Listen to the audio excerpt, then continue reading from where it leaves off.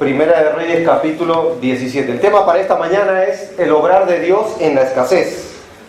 ¿Ha pasado usted alguna vez por escasez en su vida? ¿Alguna vez ha sentido la ausencia de Dios incluso en su vida? ¿Alguna vez ha pasado periodos de desolación? ¿Ha pasado por necesidad, no solo financiera, sino una necesidad de afecto a veces? ¿Ha pasado alguna vez usted por un momento donde siente, como en los tiempos de Elías, una sequía en su corazón, en su alma? Una sequía de repente en el hogar, una sequía de repente en los negocios, una sequía de repente en la vida espiritual incluso, ¿cierto? Hay periodos así que uno enfrenta muchas veces como cristianos en la palabra de Dios. Uno lo puede ver, uno se puede identificar. ¿Ha pasado usted por periodos donde siente culpabilidad? Porque eso también trata el tema de hoy. ¿Ha pasado usted por periodos donde ve que aun cuando usted para firme por la verdad de Dios, todo empeora día en día? Esos son los tiempos que atravesó sin duda alguna el profeta Elías. Así que vamos a dar lectura y mientras leemos, por favor síganme con la mirada ustedes en el capítulo 17, versículo 2 en adelante, hasta el versículo 24. Dice así la palabra de Dios, Primera de Reyes, capítulo 17, versículo 2. Dice así: vino a él palabra de Jehová, diciendo: apártate de aquí y vuélvete al oriente y escóndete, esa palabra, escóndete, en el arroyo de Querit, que está al frente del Jordán. Beberás del arroyo, y yo he mandado ¿a quién mandó Dios? Ya, por favor marca la palabra yo he mandado, a los cuervos que te den allí de comer. Y él fue e hizo conforme a la palabra de Jehová. Dice, pues se fue y vivió, esa palabra, vivió, junto al arroyo de Querit, que está frente al Jordán. Miren el versículo 6, los cuervos le traían pan y carne por la mañana, y pan y carne por la tarde, y bebía, ¿de qué bebía? Sin embargo, miren el contraste en el 7, pasados algunos días se secó el arroyo, porque hay una sencilla respuesta: no había llovido sobre la tierra, eran tiempos de sequía. Entonces en ese momento, ¿qué se vuelve a repetir? Versículo 8, vino luego a él palabra de Jehová diciendo: levántate y ahora vete ¿a dónde? Sarepta. Este es otro lugar de Sidón, dice, y mora allí, que es lo mismo vivir. Y he aquí, miren lo que se vuelve a repetir en otra expresión: yo he dado orden, otra vez, lo mismo que yo he mandado allí, a una viuda que te sustente. Entonces él se levantó y se fue a Sarepta. Y cuando llegó a la puerta de la ciudad, he aquí una mujer viuda que estaba allí recogiendo leña, y él la llamó y le dijo: te ruego que me traigas un poco de agua en un vaso para que beba. Yendo ella para traérselas, él la volvió a llamar y le dijo: te ruego que me traigas también un bocado de pan en tu mano. Y ella respondió: vive Jehová, observa, tu Dios, que no tengo pan cocido, solamente un puñado de harina tengo en la tinaja y un poco de aceite en una vasija. Y ahora recogía 2 leños para entrar y prepararlo para mí y para mi hijo, para que lo comamos. ¿Y cómo termina la expresión? Era la última comida. Versículo 13. Y Elías le dijo: no tengas temor, ve y haz como has dicho, pero hazme a mí primero de ello una pequeña torta cocida debajo de la ceniza y tráemela, y después harás para ti y para tu hijo. Porque Jehová, Dios de Israel, ha dicho así: la harina de la tinaja no escaseará, ni el aceite de la vasija disminuirá, hasta el día en que Jehová haga llover sobre la faz de la tierra. Entonces ella fue e hizo como le dijo Elías. Y dice el texto: y comió él y su casa. ¿Cuántos días? Eso probablemente fue 3 años. Versículo 16. Y la harina de la tinaja no escaseó, ni el aceite de la vasija menguó, conforme a la palabra que Jehová había dicho por Elías. Después de estas cosas, aconteció que cayó enfermo el hijo del ama de la casa, Y dice el texto, y la enfermedad fue tan grave que no quedó en él ¿qué? Aliento. Es decir, el hijo murió. Y ella dijo a Elías: ¿qué tengo yo contigo, varón de Dios? ¿Has venido a mí para traer a memoria mis iniquidades y para hacer morir a mi hijo? Y él le dijo: dame acá tu hijo. Entonces él lo tomó de su regazo y lo llevó a su aposento donde él estaba y lo puso sobre su cama. Y clamando a Jehová, dijo: Jehová Dios mío, aún a la viuda en cuya casa estoy hospedado, ¿has afligido haciéndole morir su hijo? Y se tendió sobre el niño 3 veces y clamó a Jehová y dijo: Jehová Dios mío, te ruego que hagas volver el alma de este niño a él. Y Jehová oyó la voz de Elías y el alma del niño volvió a él y revivió. Este es el primer caso de resurrección en la Biblia, hermanos. Versículo 23. Tomando luego Elías al niño, lo trajo del aposento a la casa y lo dio a su madre. Y le dijo Elías: mira, tu hijo vive. Entonces la mujer dijo a Elías, observa la declaración: ahora conozco que tú eres varón de Dios y que la palabra de Jehová es verdad en tu boca. Vamos a pedirle a Dios que abra nuestros corazones. Señor, solo tú puedes convencer un alma pecadora.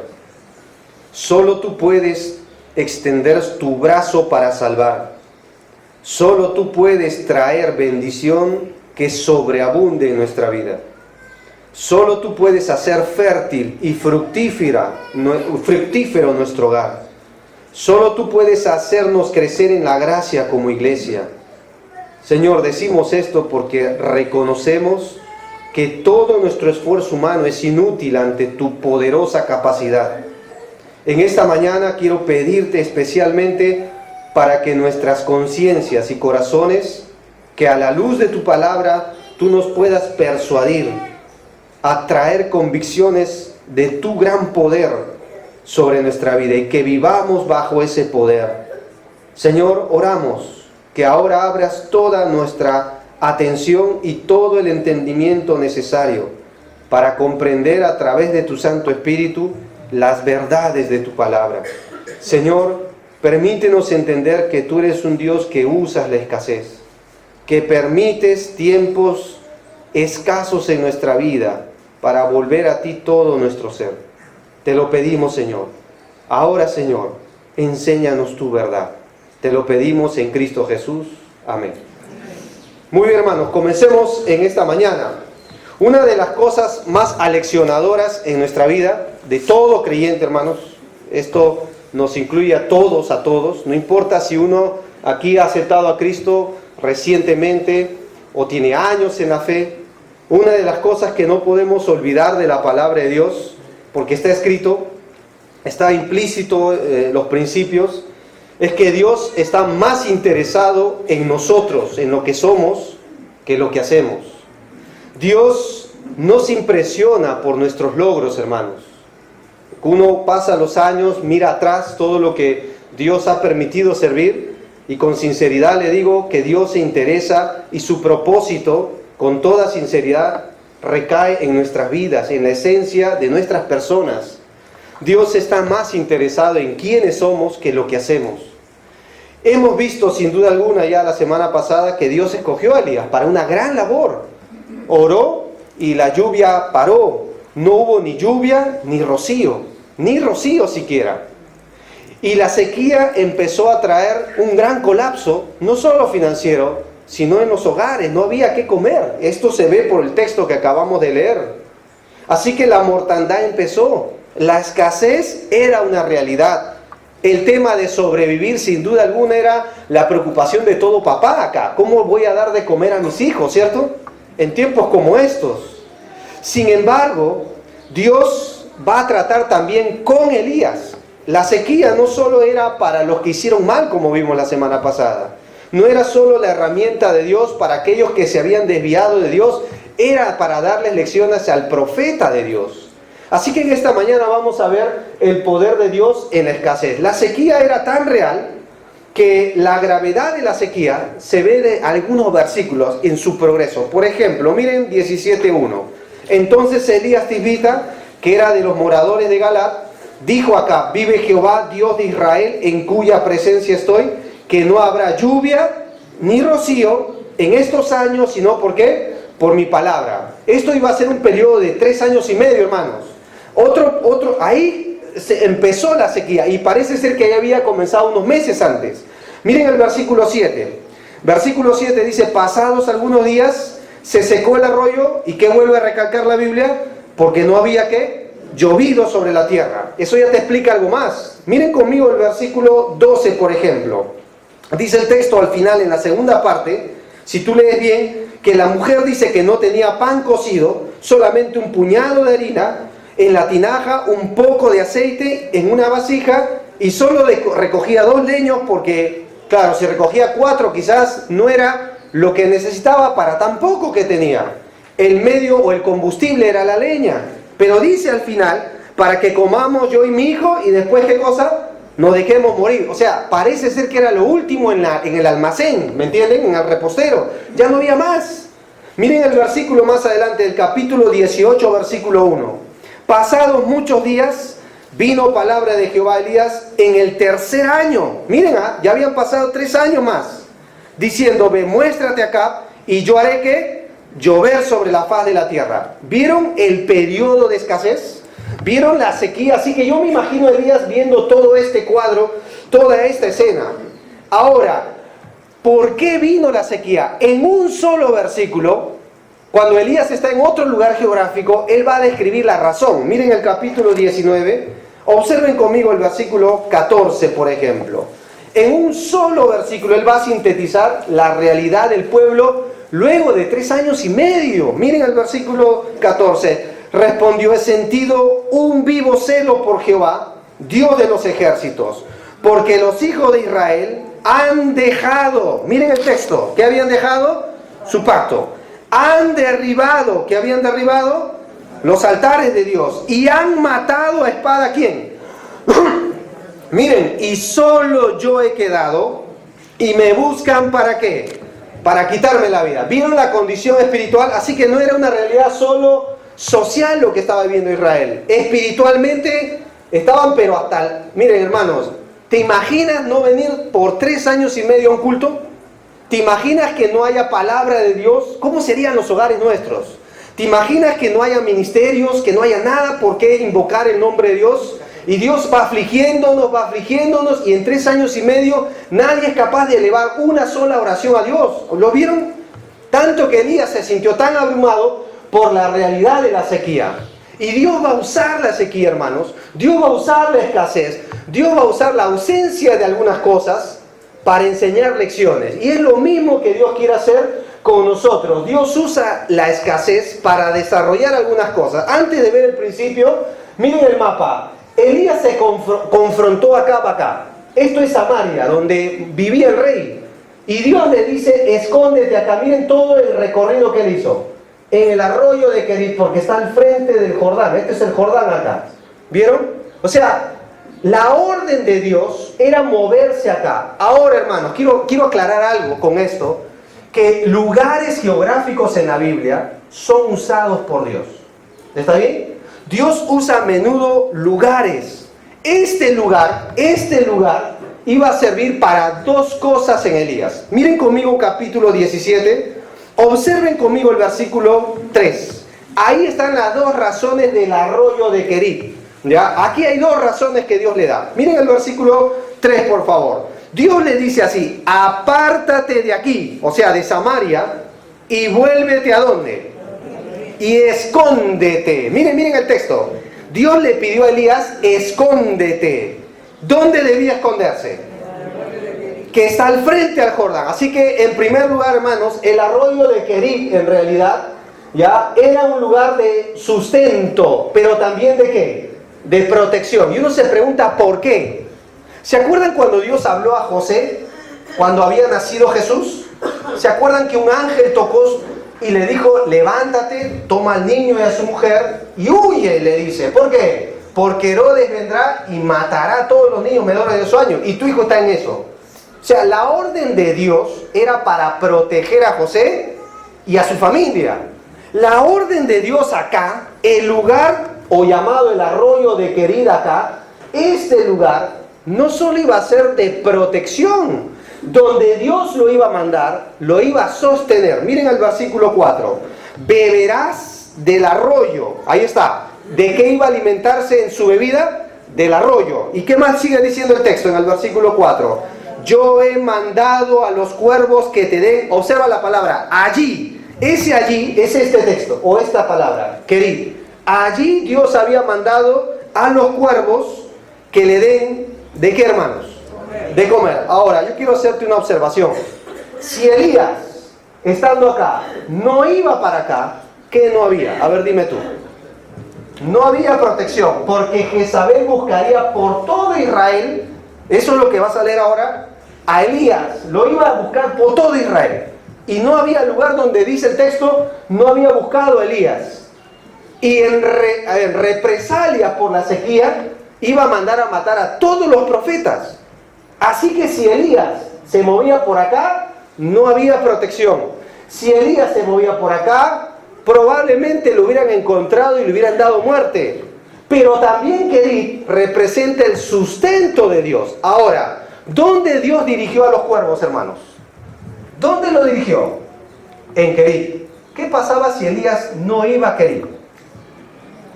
No había que comer. ¿Qué nos enseña esto del lugar que Dios tiene para nosotros? ¿Qué nos enseña esto de Dios, hermanos? ¿Saben qué enseña esto? A menudo Dios usa lugares en la Biblia. Y quiero aclarar que no es solo un lugar geográfico. Puede ser un lugar en el ministerio. Puede ser un lugar incluso en una iglesia. Puede ser un lugar en el trabajo. Puede ser una posición que Dios te ha dado en tu profesión. A menudo Dios usa eso según su voluntad para darte protección y sustento. Muchas veces Dios obra así. ¿Qué nos enseña esto, hermano? Voy a recalcar lo mejor que puedo. Nunca salgas del lugar donde Dios te puso. No hagas acomodos a tu fe. Porque si Elías usaba su propio criterio y él usaba en su humanidad lo que a él de mejor parecía para proteger y empezar a crecer en un sustento mejor, ¿saben lo que iba a pasar? No iba a haber protección, no iba a haber comida. Entonces yo voy a hacer una pregunta más personal. ¿Está usted en el lugar que Dios le ha llamado a estar? Pregúntese eso. Hermanos, hemos estudiado en el verano la vida de Abimelech, o ¿se acuerdan, no? O Elimelech, en el libro de Ruth. Por buscar un mejor lugar para su familia, ¿qué sucedió? ¿Qué sucedió, hermano? Y el tiempo era un periodo de escasez. ¿Saben qué pasó? Moriría él y sus dos hijos por salir del lugar que Dios le llamó a estar. ¿Te acuerdas de Abraham? Este no es el primer periodo de sequía que se ve en la Biblia. Hay periodos de hambruna. Uno de ellos, o el primero que se menciona en la Biblia, es en los tiempos de Abraham. Abraham estaba en Israel, en la tierra prometida, en aquel tiempo llamado Canaán. Pero ¿sabes que hubo hambre en la tierra? ¿Saben a dónde descendió Abraham para comer? A Egipto. Y él era muy rico, ¿eh? ¿Saben qué pasó en Egipto? Encontró sustento temporal. Se hizo más rico. Pero ¿saben a quién trajo de Egipto? A una mujer llamada Agar, con quien después él mismo cometería infidelidad matrimonial. Producto de salir del lugar que Dios tenía para él. ¿Saben cuándo volvió a restaurar su vida Abraham? Cuando volvió al lugar, dice el texto, si tú lo lees bien en eso, en Génesis 12, al lugar donde había estado antes. Lugar donde había estado antes. El lugar es importante, hermano, aunque no lo creas. Ahora yo te voy a hacer un hincapié muy claro en esto. Hermanos que están sirviendo en los ministerios, valora el lugar donde Dios te ha puesto. Si tú sales del lugar por usar una opinión personal, fíate de Jehová de todo tu corazón. No te apoyes. ¿En qué? Te voy a dar un consejo. Si alguien te estorba del lugar donde Dios te ha llamado a estar y te dice, ¿y por qué vas a salir? ¿Por qué te vas a mover? Y te van empezando a hablar, que consideres bien los pasos que vas a dar. Mira, hermano, lo mejor que podemos hacer es prestar oído. ¿Sabes por qué? Porque Dios te está advirtiendo, no salgas de ese lugar, porque si sales vas a quedar a expensas de tu propia fuerza. ¿Entienden eso? El lugar que Dios tenía para Elías era el lugar de protección y era el lugar de sustento. Ahora, hermanos, yo sé que todos anhelamos en tiempo de escasez mejorar las cosas. La Biblia dice que el que no provee para los de su casa es peor que un incrédulo y ha negado la fe. Pero acá hay un principio sobresaliente acerca del arroyo de Querit.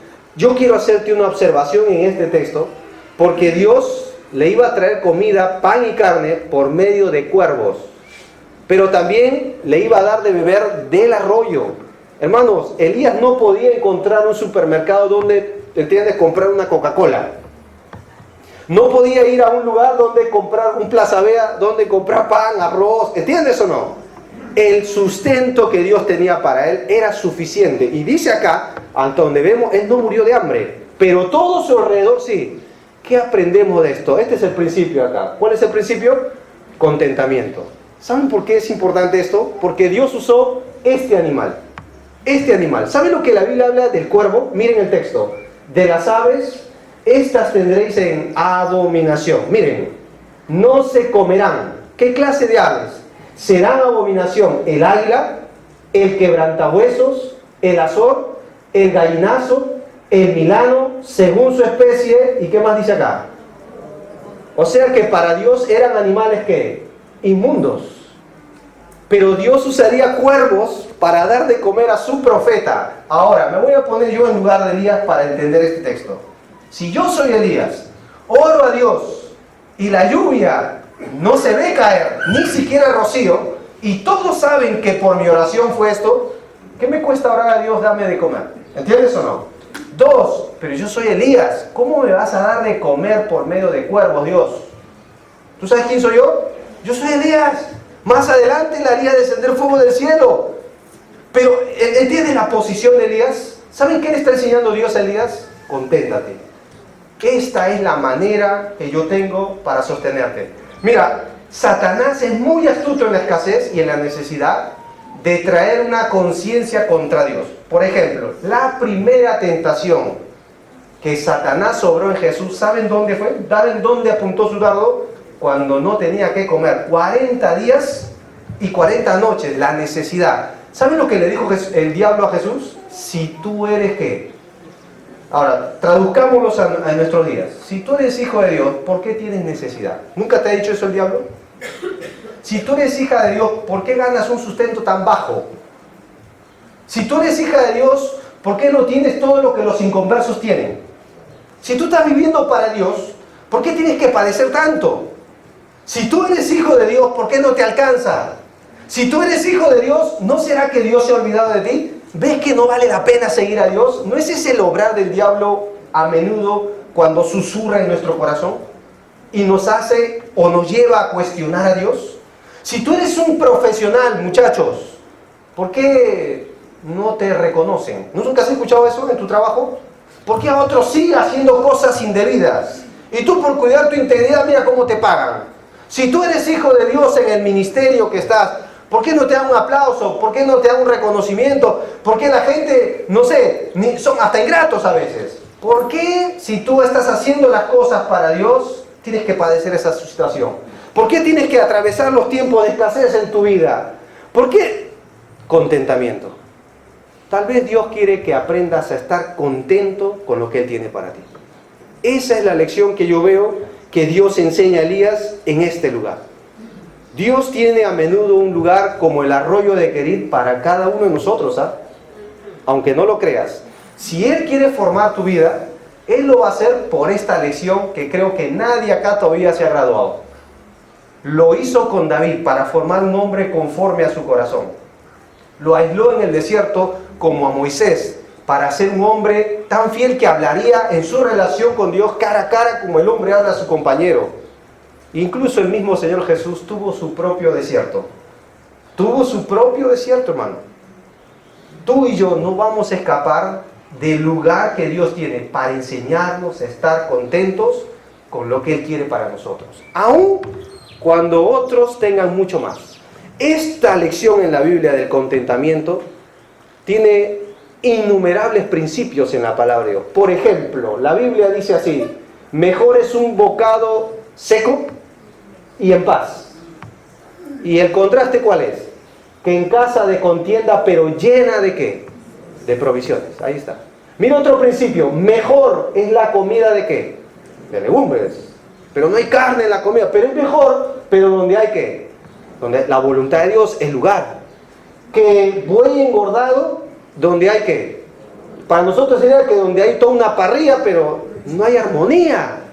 ¿Entiendes eso? Mira otro principio. Es mejor tener poco, pero ¿qué? Por hacerlo recto. Que ser rico y ¿qué? Claro, puede ser rico, pero ¿a costa de qué? ¿Entiendes o no? Mira otro principio. Pablo, ¿saben dónde aprendió aprendió este principio de contentamiento? En la prisión. Él lo escribió desde la prisión y dijo, pues he aprendido ¿a qué? O sea que contentarse es algo con lo cual no nacemos, hermano. Ahora yo te voy a hacer una pregunta personal otra vez. ¿Está usted contento? Mira, hemos comenzado un nuevo año. ¿Está usted contento, hermanos varones, con la esposa que Dios le dio? Porque la Biblia dice que usted debe estar, o sea, nosotros los varones tenemos que estar contentos con las mujeres que Dios nos dio. ¿Y tú dices por qué? Porque el que haya esposa, ¿y qué alcanza? La benevolencia de Dios. Gózate y recréate con la mujer de tu juventud, la mujer de tu pacto. Estate contento con tu esposa. ¿Saben dónde empieza la infidelidad, varones? Cuando no estás satisfecho con la mujer que Dios te dio. Dios desea que estemos contentos desde nuestro hogar. ¿Qué tal el ministerio? ¿Qué tal la iglesia? Yo me alegré o me contenté con los que decían, a la casa de Jehová, pero a veces no es así, hermano. No estamos contentos con la iglesia. No estamos contentos con la palabra de Dios. A veces no estamos satisfechos. El contentamiento es algo con lo cual debemos vivir diariamente, pero esto no es algo con lo cual uno nace. Uno lo aprende. Y encima, a veces en la Biblia encuentra principios como este. Después de todo, Job dice esto y Timoteo lo recalca, Pablo a Timoteo. No trajimos nada cuando vinimos a este mundo, hermano. Ni tampoco podremos llevar cuando dejemos este mundo, ¿no? ¿Por qué? Porque así que tenemos lo suficiente, o en este caso alimento y ropa, estemos ¿qué? Hermanos, quiero aclararte algo, Este principio lo enseñé en mi aula de clase este año y una señorita me dijo, hermano, ¿esto significa que un cristiano debe ser conformista? No está enseñando eso. No está enseñando eso. Salomón y otros hombres hicieron las cosas para Dios de una manera con excelencia. Al siervo se le manda o se le llama a hacer las cosas para su Señor con todo el corazón. Pero acá, esto es otro principio. Que si Dios te permite tener alimento y ropa, date contento con eso. Porque a veces por codiciar algo más, y Jesús advirtió de que debemos guardarnos de la avaricia. Mira, hoy temprano leía el devocional y justo hablaba de los tiempos peligrosos. Y una de las características es hombres ávaros, o sea, que aman lo metálico, lo monetario, lo material. Y a veces esto puede introducirse en la iglesia, porque raíz de todos los males es el amor al dinero. Esto hace que por ganar un poco más, tal vez un día ya no te veamos acá. Tal vez. Esto hace que por superación humana, un día tu asiento quede vacío. He conocido personas que por un poco más, porque no están contentos, dejan de hacer lo que Dios les ha llamado a hacer. Dejan de venir a los cultos, dejan de leer la palabra de Dios y cuando menos se dan cuenta, están enredados en los negocios de la vida. Hay un versículo que lo cité hace 2 domingos, en Proverbios 18, me captó mucho la atención. Su deseo busca el que se desvía y se entremete en todo negocio, dice. O sea, por seguir tu sueño, cumple tu sueño, dicen las películas, ¿no? ¿Qué hacen las personas? Dejan las cosas de Dios y se meten en cualquier cosa que no sea de Dios. Su deseo busca el que se desvía. Así termina una persona desviada. No amen el dinero, dice la Biblia. ¿Estén qué? Contentos. Entonces la pregunta es, hermanos, ¿tenemos que estar contentos con lo que Dios nos da? Sí. Tal vez no sea todo lo que anhelamos, pero quizás será el medio que Dios tiene para estar satisfechos en su voluntad. Estése contento, hermano. contento con servir a Dios, contento con el lugar que Dios le ha dado como iglesia para edificarnos unos a otros, esté contento con sus hijos, esté contento con su esposa, esté contento con su salario, hermano, porque muchas veces la ausencia de contentamiento te va a sacar fuera de la dirección y el lugar que Dios tiene para tu vida. Mira, te voy a contar algo que nos pasó cuando nosotros con mi esposa nos casamos, fuimos de viaje un mes en otro país y al regresar tendríamos que entregar la casa que estábamos alquilando. Nos pasó algo muy... Mira, en la vida misionera pasan cosas a veces indescriptibles, hermano. Y estábamos, mi mente en el avión al regresar estaba con, tengo que entregar la casa. ¿Y dónde vamos a vivir? En esos días Evelyn sale embarazada.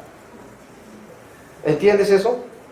La casa donde alquilamos después nos cobraban un porcentaje mucho mayor, casi el doble de lo que estábamos alquilando antes. Y yo preguntaba, ¿qué voy a hacer? ¿Saben cómo me sentí, hermanos? Con el papel de víctima. ¿Te ha pasado eso? Cuando no hay. ¿Por qué a mí? ¿Y por qué a otros sí?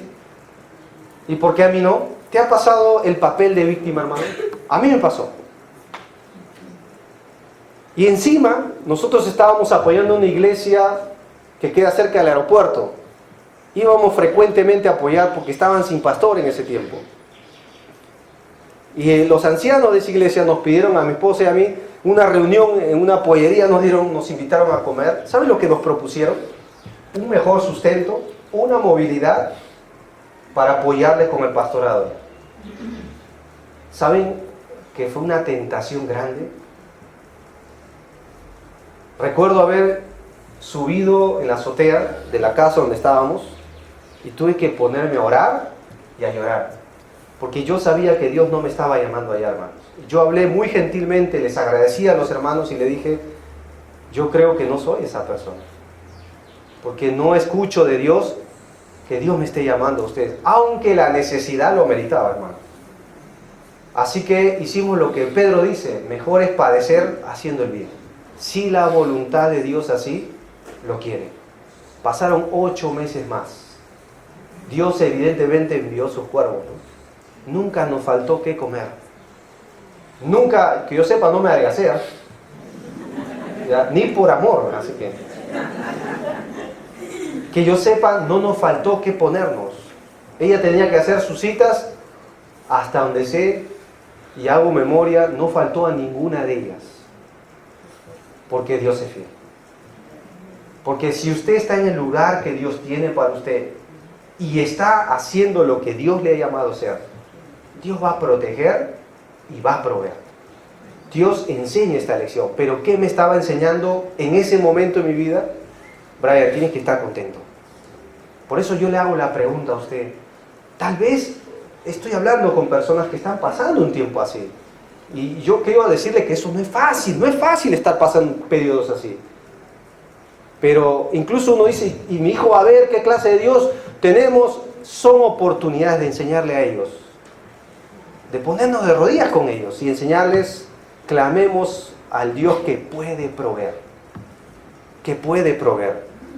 Dios usó situaciones así, lo hizo con Elías, yo creo que lo sigue haciendo hoy. Y usa situaciones como estas para aprender a contentarnos, cualquiera sea nuestra situación, hermano.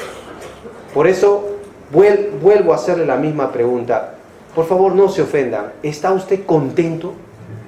Porque si usted no está contento y espera estar contento cuando tenga más, eso no le va a satisfacer, hermano, porque Jesús dijo esto: la vida del hombre o su felicidad no depende de la abundancia de bienes que el hombre posee. No depende de lo que usted tenga. Nuestra dicha, nuestro gozo, nuestro contentamiento viene de Dios. Hay un versículo acá que a primera vista no se ve, pero miren el versículo 7. Pasados algunos días. Miren el texto. ¿Qué pasó? El arroyo se secó. ¿Cuál es la razón? El tema de todo este tiempo. Porque no había ¿qué? yo quiero hacerles una pregunta. Yo me pregunté, ¿por qué está este versículo acá? ¿Por qué se secó? ¿Por qué lo único que tenía para beber? O sea, uno se pregunta y dice, Dios, ¿qué estás haciendo acá? Esto lo estamos experimentando con mi esposa en este tiempo. ¿Sabes qué nos está enseñando Dios? No confiar en los cuervos, no confiar en el arroyo. ¿Saben en quién debemos confiar? Una cosa es confiar en tu cuenta bancaria, hermano, pero tal vez eso se va a secar. Si usted está confiando en esta iglesia, no lo haga. Si usted está confiando en este hombre, peor. Yo te voy a decepcionar, te lo puedo asegurar, ¿eh? Si usted está confiando en un consejero, no está mal, hermano, no está mal. Pero nuestra plena fe, ¿sabes dónde debe estar puesto? No en la provisión, no, sino en el Dios que nos da todas las cosas. Eso es otra cosa. Es muy fácil estar contentos cuando hay y cuando no hay. Mira, el dinero tiene un poder tremendo, hermano, porque maneja el estado de ánimo. No sé si te das cuenta. Cuando una persona no tiene dinero, mira, la cara depresiva se ve rápido, a kilómetro de distancia. ¿Qué pasa? Está afligido, algo lo está afligiendo. La ausencia de dinero muchas veces maneja las emociones. Y cuando no hay, yo dejo de ser fiel a Dios. ¿Lo han observado? Cuando no hay, hasta uno reniega contra Dios. ¿Qué le está enseñando Dios a Elías con este pasaje acá? Que no confíe en la provisión. Confíe en el Dios que puede proveer. Y eso con mi esposa este tiempo estamos aprendiéndolo, hermano. Nos ha pasado desde noviembre, diciembre, una mala noticia. Y estos días yo le contaba al hermano Miguel, nos pasó una tremenda noticia. Y yo le preguntaba, ¿qué nos está enseñando Dios? A confiar en Él. No en lo que hay. No incluso en las personas que son una tremenda bendición, sino en el Dios que es poderoso y puede usar todo a su favor para cumplir su propósito en mí. Y Dios quiere hacer lo mismo con ustedes, hermano. Estoy convencido, lo hizo con Elías. Mira, ¿cuál fue el problema de Israel en el desierto? Dios les dio de comer. Nunca hubo falta de provisión. Pero ellos no estaban contentos. Ese era el problema. Le pedían agua, Dios les traía agua. Pedían maná, o sin saber que era maná, Dios les dio de comer trigo de los cielos, pan de noble. Dios les dio carne que les salían por las narices. En el desierto hay pasajes que sobreexaltan incluso la buena mano de Dios. Dice que su pie nunca se hinchó. ¿Saben lo que significa eso? Su calzado nunca se rompió en el desierto. Mira, mi papá arregla calzado. A cada rato lo veo arreglar. O sea, Dios tenía su zapatero espiritual ahí. Su vestido nunca se envejeció, dice la Biblia. Algunos de ustedes aquí arreglan prendas, ¿cierto? Y cuando uno sube de peso tiene que... Ya conozco los trucos, no va bien nomás, ¿no? Ya conozco, ya, y la misma tela para que no se den cuenta. ¿Crees que no? Pero dice la Biblia que Dios se preocupó de que ellos tengan que ponerse, hermano. Mira, había una columna de nube, les daba sombra. Por eso dice, el que habita al abrigo del Altísimo morará bajo la sombra del Omnipotente. Pero había una columna de fuego, claro, porque era un desierto de escorpiones, dice la Biblia. Un desierto de serpientes ardientes. Pero esa columna los guiaba, y no solo les guiaba, les protegía. No habían postes de luz, hermano. No habían postes de luz. ¿Quién les alumbraba y les daba calor en el frío del desierto? Dios lo hacía. Porque poderoso es Dios. Dios es fiel y los cuidó, pero les enseñó a no confiar en la provisión, sino en Dios, que es rico en misericordia, que de sus riquezas y de esas benignidades nos da para disfrutarlas hoy.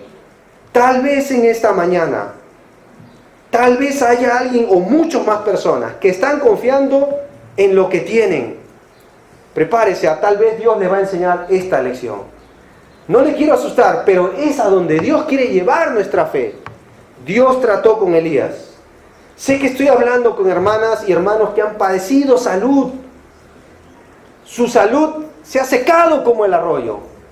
Pero confíe en Dios, porque el corazón alegre, contento, tiene un banquete continuo. ¿Entienden eso? Si aprendemos esta lección como Elías lo tuvo que aprender y no salimos huyendo por aquí o por allá, buscando hacer las cosas a nuestra manera, encontraremos sustento y abrigo y estaremos contentos con eso. Que Dios nos enseñe esta gran lección. Pero miren acá el mapa, el arroyo quedaba acá. Miren el versículo 8, por favor. Vino a él palabra de Jehová diciendo: levántate, vete a Sarepta de Sidón. ¿Y qué le dijo Dios ahí? Mora allí, porque he aquí yo he dado que allí orden a una mujer viuda que te sustente. A ver un ratito, hermano, yo no sé si tú reconoces algo acá. Primero los cuervos acá. Y ahora ¿sabes a dónde Dios lo envía? Acá, a Sidón. ¿Saben quién era de Sidón? ¿Saben qué cosa era Sidón? Dios va a usar la escasez acá. El arroyo se secó. Los cuervos evidentemente no le traerían más. Sarepta de Sidón es una región gentil, no es Israel. Sarepta de Sidón es el lugar natal de ¿quién? ¿Se acuerdan que ella era hija de Edbaal, rey de los sidonios? Dios iba a enviar a Elías a esa región para darle de comer ahí. Y encima aquí iba a usar acá. La Biblia dice que la iglesia debe sostener a las viudas que en verdad no son. No que nosotros nos sostengamos de ellas. Porque las viudas en la Biblia son las personas de condición económica más baja o en gran miseria muchas veces en la Biblia. Cuando no tenían familiares, las viudas quedaban desamparadas y la Biblia incluso habla de que las viudas que en verdad lo eran, debía la iglesia sostenerlas. Pero acá Dios hace algo ilógico. Si yo fuera Elías, hermano, yo le diría a Dios que me vas a mandar ¿a dónde? Allá, a Sidón. Pero Señor, de Sidón me están buscando y tú me estás mandando a la boca del lobo. Sí, ahí yo quiero que vayas. Señor, pero una viuda y encima recogía leños y le va a quitar lo último que tenía. ¿Te das cuenta? Yo veo acá algo. Miren, hermanos, ¿saben por qué Dios usa la escasez? Aquí está el segundo principio, es para desarrollar compasión. Mira, a veces no predicamos el Evangelio, sino hasta que caemos enfermos, por ejemplo. Y la escasez de nuestra salud, ¿sabes a qué nos lleva? A identificarnos con otros que quizás están en peor condición. ¿Te ha pasado? Tal vez tu necesidad, mira, ¿qué es más fácil hacer en la necesidad? Todo sobre uno. Solo yo, no tengo, esto me pasa a mí, solo a mí y nada más que a mí. Y Dios usa esa necesidad para enseñarnos algo. Que debemos quitar los ojos de nosotros y ponerlos en personas como esta mujer. Tal vez Elías empezó a observar, claro, porque estaba solo con los cuervos, yo no podía hablar con ellos, ¿no? Pero lo va a guiar a un lugar donde era ilógico. Y te digo algo, hermano, Dios a menudo hace cosas ilógicas. Por ejemplo, que tú y yo debemos amar a nuestros enemigos. ¿Suena lógico hoy? Por supuesto que no. A ver, hermanas, que tú debas someterte a tu angelito llamado esposo, ¿suena lógico hoy? Ah, no quiere decirlo, ¿cierto? Por ejemplo, que en estos tiempos, muchachos, donde todos hablan de la gran libertad y los derechos humanos, que tú debas obedecer a papá y a mamá, suena ilógico, es muy anticuado. Cuando vamos a ofrendar, por favor no me estoy metiendo con sus billeteras, pero es lo que Dios dice, más feliz es dar. ¿Y cómo nos ponemos hoy? Más felices, no, aguanta. Yo me siento más desdichado cuando doy hoy. Pero la Biblia dice que esto es todo lo contrario. Que yo debo orar por los que me acusan y encima debo hacerles bien. Esto no es lógico. Porque la vida cristiana es una paradoja, hermano. Es todo al revés. Es el reino de los cielos implantado en nuestra vida. Y nos enseña principios que van contra nuestra naturaleza carnal. Y te voy a decir algo, esto no solo le pasó a Elías, le pasó a Israel. Jesús usó este ejemplo, aunque no lo creas, de la viuda. ¿Sabes lo que produjo en los fariseos? Jesús contó este ejemplo, dijo, en verdad os digo, mira el texto, que muchas viudas había en Israel, ¿en qué días? O sea que cuando Elías iba de un lugar a otro, yo me imagino, ¿no? Su corazón se partía. No era la única viuda, eran muchas. Pero, mira el texto, cuando el cielo fue cerrado por 3 años y 6 meses, y hubo un gran hambre en toda la tierra, pero a ninguna de ellas de Israel fue enviada Elías, sino a una mujer viuda en Sarepta de qué. Y cuando miren lo que produjo en el corazón de ellos. Al oír estas cosas, todos en la sinagoga se llenaron de qué. ¿Saben por qué? ¿Saben por qué, hermanos? Porque hay algo que Jesús reclamó continuamente a los líderes religiosos de su nación, que no tenían compasión, porque creían que eran mejor que otros, porque creían que porque eran doctores de la ley, eso les hacía superior, creían que era una raza superior por sobre los gentiles, tanto que a los gentiles los llamaban, según la Biblia, perros. Ellos creían, por eso Juan el Bautista dijo, cuando los confrontó, no digan dentro de ustedes que somos hijos de Abraham, claro, de la nación de Israel, porque lo que Dios va a hacer acá es a través de una mujer gentil, que no conocía a Dios. Y por cierto, nosotros, tú y yo, somos gentiles. Somos gentiles, no somos judíos. ¿O hay alguien acá judío? No hay, ¿no? Parecen, ¿no? Duro. Sin embargo, Dios obraría a través de esta mujer, porque Dios quería desarrollar en Elías compasión. Y te voy a decir algo, hermano. No es lo mismo cuando Jesús dijo, me seréis testigos en toda Judea, en toda Samaria. Samaria. Judíos y samaritanos no se llevaban, pero Dios quería compasión de ellos. Y ahí hasta lo último de la tierra. Esta palabra Jesús la usó mucho. ¿Saben cuándo la usó? En periodos de escasez. Por ejemplo, multitudes venían a Él. La hora era avanzada. Eran lugares desiertos. ¿Y saben lo que la Biblia dice de Jesús? Le dijo a sus discípulos, tengo compasión de ellos. Porque están como ovejas sin pastor y no tienen qué comer. Tienen necesidades. Jesús usó esta expresión. Tengo compasión de ellos. ¿Saben lo que dijeron los discípulos? Señor, envíalos, que se vayan a sus casas. Y después llamó a uno, el dinero no alcanza. La compasión va más allá de tener algo monetario. Y acá lo vas a ver. Miren conmigo el versículo 10. Entonces él se levantó, se fue a Sarepta y cuando llegó a la puerta de la ciudad, he aquí una mujer viuda que estaba allí recogiendo leña. Y él la llamó y le dijo, te ruego que me traigas un poco de agua en un vaso para que beba. Yendo ella a traérsela, él la volvió a llamar y le dijo, te ruego que me traigas también un bocado de pan en tu mano. Ahora mira su respuesta. Ella respondió, vive Jehová tu Dios, que no tengo pan cocido. Solamente que tengo un puñado de harina, tengo en la tinaja, y un poco de aceite en una vasija. Y ahora recogía 2 leños para entrar y prepararlo para mí y para mi hijo, para que lo comamos, y ahí está. Quizás después de esto vamos a morir. A ver, ¿no es esto ilógico también? Pero miren el versículo 13. Elías le dijo, no tengas temor. Ahí está la compasión. ¿Qué más? Ve y haz como has dicho, pero hazme, observa, a mí primero, de ello, una pequeña torta cocida, todavía con exquisiteces, ¿no? De debajo de la ceniza, y tráemela, y después harás para ti y para tu hijo. Yo imagino a la mujer, hermanas, ¿tú harías esto? Yo te toco la puerta de tu casa, tienes el último de aceite, la última gota del aceite, encima yo voy y te digo, pero me vas a hacer una pizza, no cualquier cosa, y tú ves a tus hijos ahí, y este desgraciado me va a quitar, ¿me entiendes o no? ¿Cierto? O sea, ¿tú harías eso? Mira, ¿por qué Dios envió a Elías a esta mujer?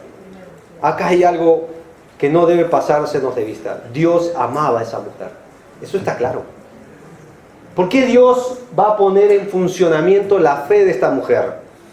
Dios quería bendecir a esta mujer, no hacerla morir. ¿Cómo sabemos esto? Versículo 14, porque Jehová, Dios de Israel, ha dicho así, la harina de la tinaja no escaseará, ni el aceite de la vasija, hasta el día en que Jehová haga llover sobre la faz de la tierra. Y el resultado está en el 15 y el 16. Entonces ella fue y le dijo a Elías, y comió él, ella y su casa, ¿cuántos días? Y si tú ves el texto, evidentemente son 3 años. Pasaron 3 años. ¿Dónde fue bendecida la mujer? Hermanos, no fue por la cantidad. ¿Está claro? No es la cantidad. No es que yo más doy y Dios más me bendice. Pero la Biblia dice eso, que Dios según nuestra generosidad nos ha... Es que hay gente hoy que por ahí habla cada tontería de la provisión de Dios. Y no es la cantidad. Es el corazón que se desprende de algo prioritario por compasión a otro. Ahí está. Y hasta donde sea, hermano, dejemos algo claro. Dios no es deudor de nadie. Dios tiene en cuenta lo que hacemos para su gloria y su reino. Aunque muchos digan, pero ¿qué te van a pagar? Pero aunque muchos digan, ¿y qué vas a sacar de todo esto? Y aunque muchos digan, pero si te va todo peor, ¿de qué sirves a Dios? Dios no es deudor cuando hacemos algo en su nombre. Esta mujer solo pudo haber confiado en una sola expresión. Jehová ha dicho así. Nada, no tenía otra cosa para confiar. Era una mujer gentil. Y Dios va a hacer que esta mujer y su hijo sobrevivan. Y vivan con abundancia de provisión. Mientras creo que alrededor no había, hermano. No había. Jesús dijo esto. Muchas viudas habían. Dios envió a Elías porque Dios amaba a esta mujer. ¿Cuál fue el móvil? La necesidad. Yo tengo un compañero con el cual estudié años atrás en Argentina, ¿no? Y él decía, yo quiero servir a Dios, yo quiero servir a Dios, y quiero servir a Dios, y empezó a leer un libro que a mí por primera vez me captó la atención, que es de los 5 misioneros en el Ecuador, Jim Elliot y todos los demás, Netzain y todos los demás, ¿no? Fueron a la tribu Aucas, ellos no pudieron compartir el Evangelio. ¿Sabes quiénes lo hicieron? Sus mujeres, sus esposas. ¿Sabes en qué condición lo hicieron? Viudas. Las 5, porque mataron a sus esposos. Y uno diría, y encima van a ir a compartirles, fueron. ¿Qué Dios usó? La escasez. Era la única manera. Tú dices, pero ¿por qué Dios hace cosas así? Porque Él es Dios. Mi último año yo no tenía para volver, hermano. Estaba lo exacto. Y alguien me compartió que los niños les enseñaban a los niños del club orar. Yo por esto creo muchísimo en los niños, y no solo por lo que la Biblia dice, sino porque mi vida es resultado de muchos de ellos. Hubo una niña que puso 20 céntimos para que yo venga, y la hermana que recibió le dijo, ¿qué es esto para tanto? Pero Dios lo va a multiplicar, y hasta donde sé yo estoy acá. No es cuestión de cantidad, es cuestión de corazón. Dios usó situaciones como a esta mujer, porque Dios amaba a esta mujer. No porque quería matarla de hambre, sino porque quería bendecirla. Y cuando usted da a Dios primero, Dios va a hacer todo lo necesario para que usted tenga lo suficiente y abunde mucho más todavía. Miren, hermanos, ¿no es este un desafío para nosotros este año? Este es un año llamado el año de las misiones como iglesia. Pero ¿sabes qué implica misiones? No solo ir, no solo compartir, no solo orar, también es dar. También es dar. No me malinterpretan, no estoy pidiendo dinero a nadie. Pero si usted quiere ser bendecido por Dios, dele a Dios lo que es de Dios. Jesús y la palabra de Dios recalcó esto, incluso Malaquías, el último libro del Antiguo Testamento. Traigan todos los diezmos al alfolí, dice Dios. Y probadme, dice Dios. ¿Qué tal expresión? Que Dios te diga, a ver, pruébame si puedo o no. Y yo derramaré, porque abriré la ventana de los cielos y derramaré bendición, no que abunde, sino que sobreabunde. Muchas veces no alcance en nuestra casa porque no somos fieles en nuestros diezmos y ofrendas. Sea usted tacaño con Dios y Dios va a hacer lo mismo, porque el que siembra escasamente segará. Sea usted tacaño con Dios y Dios no le va a hacer una persona feliz, porque más feliz es dar o doblemente feliz es dar. Incluso la Biblia dice más cuando damos que cuando recibimos. ¿Quiere usted ser feliz? Usted dele a Dios lo que es de Dios. Nada más. Pero si yo calculo, mi aritmética, mi calculadora no funciona, no concatena, hermano, déjele a Dios ser Dios en su vida, porque Dios es Señor del oro y la plata. Él puede proveer, pero haga usted lo que es correcto hacer delante de Dios. Tal vez alguien acá se ha incomodado por esto, pero es un principio que está en la palabra de Dios. Mujeres sostenían a Jesús con sus bienes. Usted puede hacer lo mismo. ¿Por qué crees que hacemos campamentos? Por el logro de la generosidad de la iglesia de Dios. Nada más. Porque todo depende de Él. Y para Él y es por Él. Si usted hace lo que es correcto hacer, Dios va a proveer. Dios lo dice así. Terminemos con este pasaje. Miren el versículo 17. Después de estas cosas, aconteció que cayó enfermo el hijo del ama de la casa.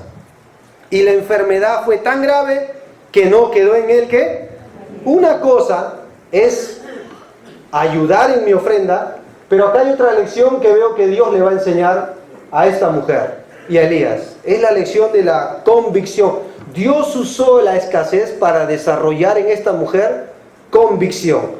¿Cómo sabemos esto? Antes ella dijo, Jehová tu Dios, lo hemos leído.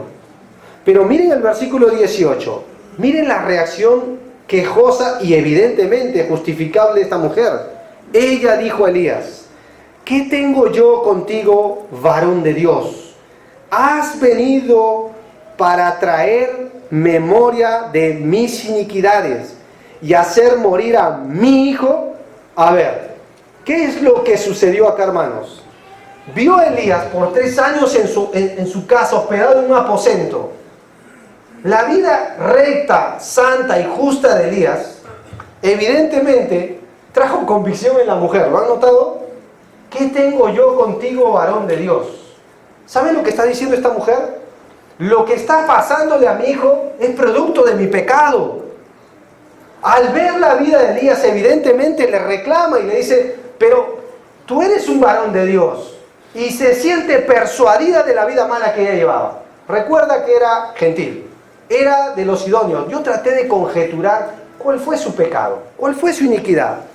Tal vez era un hijo ilegítimo, puede ser. Tal vez se sentía culpable de la muerte de su marido, puede ser. Tal vez era una idólatra total, ahí adoraban y hacían un culto a Baal, hermano. Tal vez, pero cuando vio la vida recta de Elías, trajo convicción a ella. A ver, estudiantes, escuchen esto. Tu vida, si tú eres recto para Dios, va a traer convicción en los que te rodean donde estás estudiando. ¿Lo sabías? Yo he escuchado a veces que se les dice a los cristianos que paran por Dios en su lugar de estudio, no le invites, es un aguafiesta. Eso es convicción. Hasta se abstienen de hablar palabras indebidas porque sabes que tú no participas. Sea usted una señorita y un muchacho al cual se le pueda decir varón de Dios, porque su vida traerá convicción a los que le rodean. ¿No es esto lo que Pedro dice a hermanas que tienen o están casadas con alguien que no es creyente, que por su conducta sus maridos en su convicción pueden conocer el Evangelio? Por sus conductas casta y respetuosa. La vida de un creyente que para por la verdad y vive rectamente para Dios trae convicción en los demás. Trae convicción.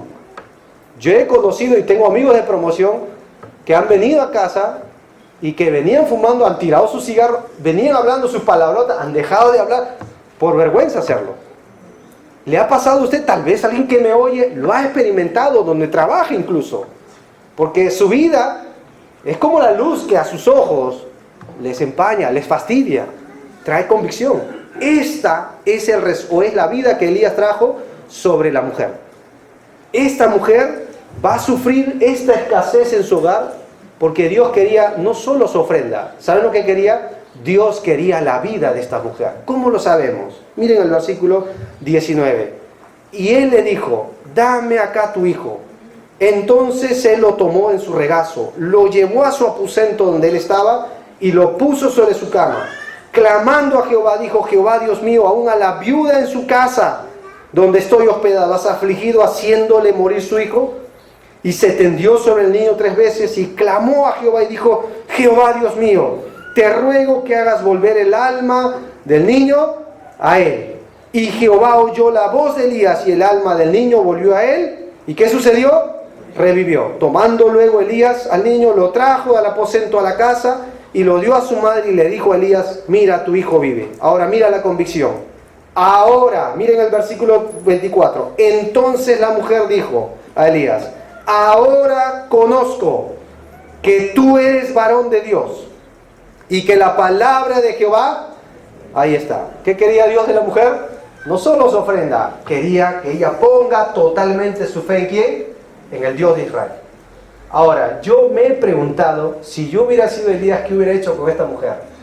Porque lo está acusando. ¿Lo han notado? Si yo hubiera sido Elías, yo le contesto a mi esposa, yo le hubiera dicho: oye vieja, aguanta. Tú no tenías más que comer desde que yo vine acá. Dios me está usando a mí para que comas. Y encima me vas a acusar a mí. Quizás yo hubiera todo así, hermano. De verdad. Pero ¿ves el corazón compasivo de Elías? Yo me pregunté por qué lo llevó a su aposento. Y encima se tendió 3 veces. Algunos dicen le dio respiración boca a boca. Otros hacen énfasis en el método y hoy hacen esto, no se echan sol. Esos mañosos de hoy, ¿no? Discúlpeme la expresión. Y hacen toda una campaña de avivamiento haciendo cada tontería que hacen hoy. Discúlpeme la expresión, hermanos. Pero acá, si Elías lo lleva a su aposento, él va a orar y va a luchar por la vida de este niño. Alguien dijo que cuando alguien ora para que otros oigan, en verdad no ora. ¿Ha usted estado en el secreto con Dios? ¿Cómo es nuestra oración, hermano? Sinceramente. Mira, ahí podemos derramar el corazón. Ahí somos en esencia delante de Dios, porque delante de Dios no hay privacidad. Porque estamos desnudos y abiertos en su presencia. Estamos frente a Él y ahí podemos llorar, podemos hablar con claridad nuestras cargas. Él va a orar por el niño. 3 veces acá se va a tender. Cuando la Biblia habla de tenderse, es llamativo que David cita algo muy parecido a este texto. Cuando él habla de que alzaré mis ojos y mis brazos, en otras ocasiones de los versículos de los Salmos, Salomón, levantaré mis manos. Habla de una expresión de impotencia total. Y acá veo que Elías está reconociendo que él es impotente para hacer algo. Porque anteriormente le dice: Dios, ¿aún a esta viuda has afligido? Claro, al ver todo Israel, un caos, ¿no? Veo que Elías reconoce su impotencia y que si Dios no hace nada, nada iba a pasar, hermano. Y acá él va a luchar en oración por la vida del niño. Dios lo va a restaurar el niño a su madre y la mujer va a terminar con una convicción total de que ahora ya no es solo el Dios de Elías, ahora es el Dios de ella.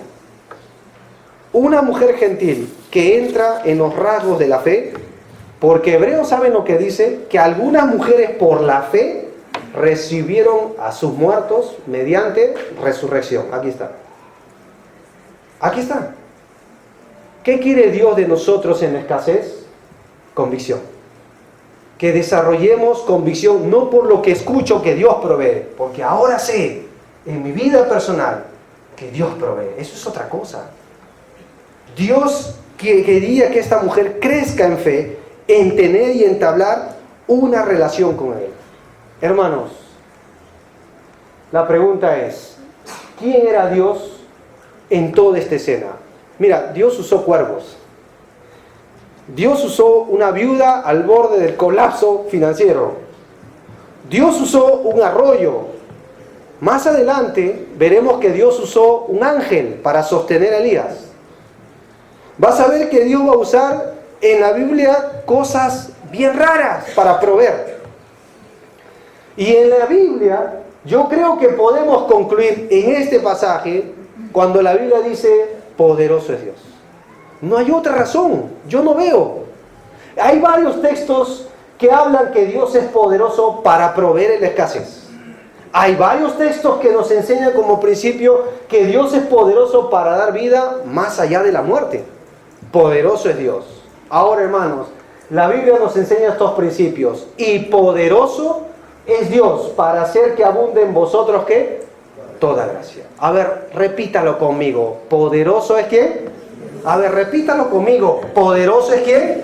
Pero dígalo con convicción. Poderoso es Dios. No lo olvides. Poderoso es Dios para guardarnos hasta el último día de nuestra vida. Estoy seguro que es poderoso para guardar mi depósito aquel día. Poderoso es Dios para socorrer a los que son, ¿qué? Tentados. Tal vez usted está teniendo luchas en su trabajo, es una tentación, tal vez en su hogar, porque es el único creyente. Poderoso es Dios. Eso es suficiente, hermano. Tal vez alguno de ustedes dice, ¿y cómo voy a acabar fiel la carrera? Y aquel que es, ¿qué? Poderoso para guardarnos sin caída y presentarnos sin mancha delante de su gloria con gran alegría. Repítalo conmigo. Poderoso es Dios. Y acá veo un Dios de mucho poder.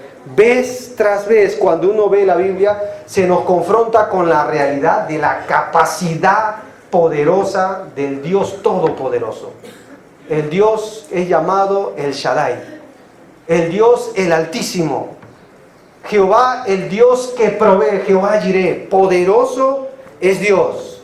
Y amigo que nos visitas, ¿ves cómo la resurrección de un hijo trajo convicción en una mujer? ¿Saben lo que Dios hizo hace años? Hace más de 2000 años hizo morir a su hijo en la cruz, pero lo resucitó al tercer día.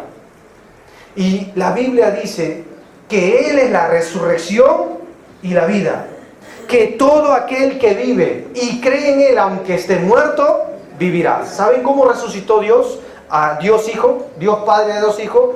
Con el poder que Dios da, porque poderoso es Dios. Un día, hermanos amados, se tocará la trompeta y los muertos en Cristo, ¿qué pasará?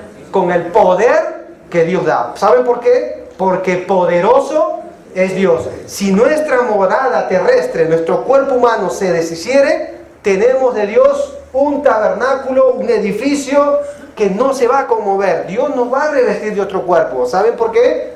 Porque poderoso es Dios. Tal vez usted está pasando necesidad y usted diga, pero Dios va a proveer con gente de dinero. Vemos que no, que Dios puede proveer aún de gente en necesidad, porque poderoso es Dios para proveer. Tal vez usted está pasando por un tiempo como esta mujer, tiene un hijo muerto en sus delitos y pecados. Ore todo lo que pueda, porque Dios oye la oración de sus hijos. Y el brazo de Jehová, dice Isaías, no se ha cortado para salvar, porque poderoso es Dios. Y el Evangelio, ¿qué es? Poder de Dios para salvación a todo aquel que cree. Si en esta mañana usted muriera y no está seguro de ir a la presencia de Dios, porque somos pecadores y nuestro pecado nos condena y nos ha separado de los ojos de Dios, de su gloriosa y santa presencia, poderoso es Dios para perdonar todos sus pecados y limpiarnos de toda maldad. Jesucristo dijo muy claramente en Juan 17 que toda potestad, todo poder con el cual vivió en la eternidad con el Padre le había sido dado aquí en la tierra para poder perdonar los pecados a quien sea. Tal vez este sea el momento donde usted tenga que venir con convicción al Hijo de Dios. Si usted no reconoce que es pecador, usted no va a venir a Jesús. Pero si en esta mañana está convencido, porque la palabra de Dios le enseña, porque la Escritura lo dice con claridad, que somos pecadores, usted puede estar convencido de que el poder de Dios está apto hoy para salvación. ¿Y qué debo hacer, hermano? Para todo aquel que cree. ¿Está dispuesto a creer en el Hijo de Dios? Vamos a inclinar nuestros rostros y vamos a terminar en oración.